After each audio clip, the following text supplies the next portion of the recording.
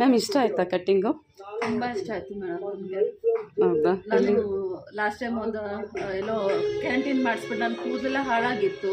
Okay ಏನು straight ಅಂದರೆ straight ಅಸಹ್ಯವಾಗಿ ಆಗ್ತಿತ್ತು. ಓಕೆ 2 ವರ್ಷದ ನಂತರ ಈ ಪಾರ್ಲರ್ ಬಂದು ನನ್ನ ಕೂದಲು ಮೊದಲು ಥರ ನೋಡ್ದಂಗೆ ಆಗಿದೆ. ತುಂಬಾನೇ ಇಷ್ಟ ಆಯಿತು.